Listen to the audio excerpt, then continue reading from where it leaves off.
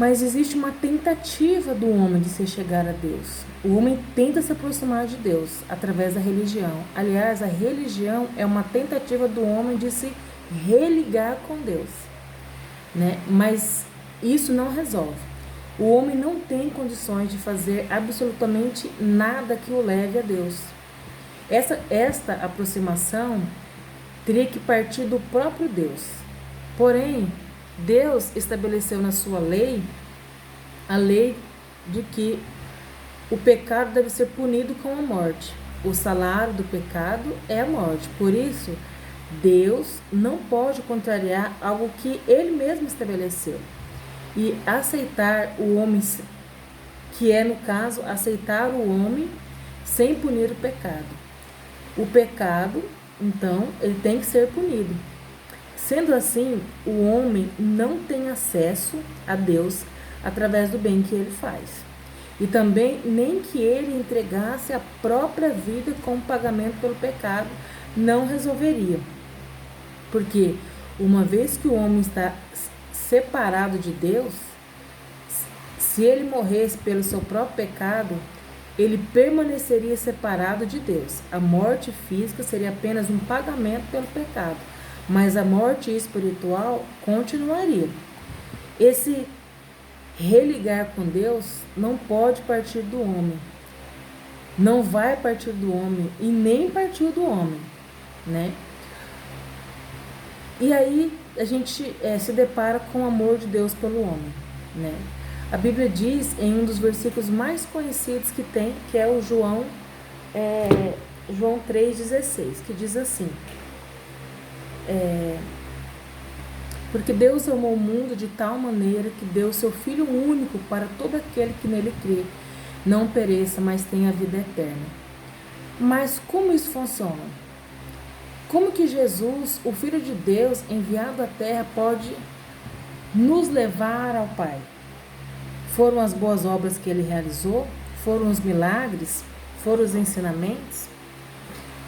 Não. Tudo isso foi um complemento do seu ministério. Jesus Cristo faz a nossa ligação com Deus através da sua morte e ressurreição. Você pode ler isso em Romanos 5:10. Por que Jesus, então, é o único caminho? Isso acontece porque Jesus Cristo nasceu sem ter contato com essa natureza pecaminosa do ser humano. Foi gerado pelo Espírito. Bichinho aqui. Ele foi gerado pelo Espírito, né? Diretamente no ventre de Maria. Porém, nasceu sujeito às mesmas necessidades que nós temos: fome, sede, sono, cansaço. Jesus foi sujeito a todas as tentações que um ser humano pode sofrer.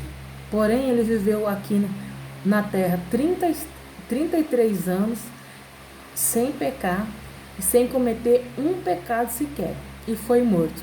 Agora, se a morte é uma punição para o pecado e Jesus não tinha pecado, ele não poderia morrer, certo? Sem pecado, o homem não pode morrer. Jesus... Ai, bichinho, tem um bichinho aqui.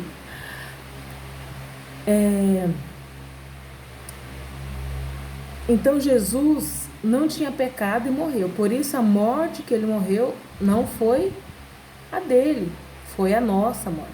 Foi feito uma injustiça sobre Jesus, que se tornou a nossa justiça.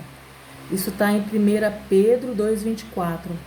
A Bíblia diz que nós somos justificados por Cristo, declarados justos diante de Deus.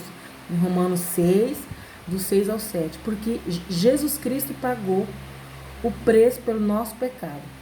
Da mesma forma como Adão era o representante da humanidade e desobedeceu a Deus, e por consequência nós herdamos essa separação e essa natureza pecaminosa de Adão, a graça e a salvação vieram, então, através da obediência de um único só homem, Jesus Cristo, sendo injustiçado para nos trazer justiça.